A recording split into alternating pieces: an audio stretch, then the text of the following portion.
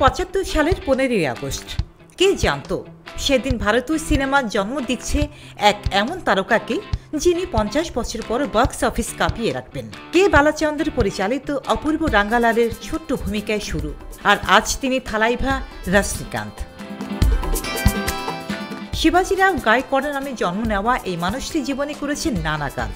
Office বয়, কাঠমিস্ত্রি, কুলি, বাস conductor. অভিনয়ের স্বপ্ন ছাড়েনি কখনো। মাদ্রাজ ফিল্ম ইনস্টিটিউটে ভর্তি হয়ে পেলেন নতুন নাম রজনীকান্ত। শুরুর দিকে ছিলেন খলনায়ক, আভার গল, 16 ভাইতে নীলে, গায়ত্রী, যেখানে তার তীক্ষ্ণ দৃষ্টি ও সংলাপ বলার অনন্য ভঙ্গি নজর কাড়ে সবার। 1980 সালের বেলা অমিতাভ বচ্চনের ডনের তামিল রিমেক তাকে এনে দেয় নতুন পরিচয়। 80-র দশক তাকে প্রতিষ্ঠিত করে সুপারস্টার হিসেবে। থালাপতি, অন্নমালাই, মুথু, পাদায়াপ্পা, চন্দ্রমুখী এসব ছবিতে তিনি হয়ে ওঠেন ত্রাত্রা ও সুপার হিরো। মাঝে মধ্যে ধূসর চরিত্রে ফিরে এসেছেন, যেমন শিবাজি, কাবালি, কালা, পেট্রা, দরবার জেলার ও ভেট্রাইয়ান। রজনীকান্ত সচেতনভাবে থেকেছেন দুর্লভ। বছরের কম ছবি, কোনো বিজ্ঞাপন না করা, হাতে গোনা সাক্ষাৎকার। তবু তার ভক্তরা সিনেমা হলের পোস্টারে দুধ ঢেলে উদযাপন করে মুক্তির দিন। 2023 সালের জেলার আয় করেছে 600 কোটির বেশি, আর কুলির জন্য নাকি পারিশ্রমিক পাচ্ছেন 270 কোটি রুপি।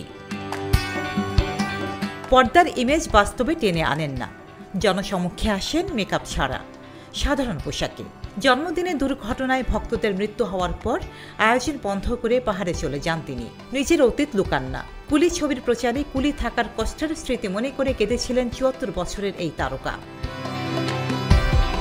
2025 সালের মুক্তি পাওয়া কুলি, যেখানে স্বর্ণ পাচারের পটভূমিতে দেখা মিলেছে রজনীকান্তের তীক্ষ্ণ ও আবেগঘন অভিনয়ের। সমালোচকরা বলছেন 50 বছর পূর্তিতেও তিনি প্রমাণ করলেন রজনীকান্ত কেবল নাম নন, ভারতীয় সিনেমার এক জীবন্ত কিংবদন্তি। শিবাজি রায় গায়কোয়াড় থেকে রজনীকান্ত, অভিনয়, পরিশ্রম ও নিজস্ব স্টাইল দিয়ে যিনি বদলে দিয়েছেন দক্ষিণ ভারতীয় সিনেমার ইতিহাস। আর এ যাত্রা এখনো থামেনি। রুচিনা রুজি, দেশকাল নিউজ।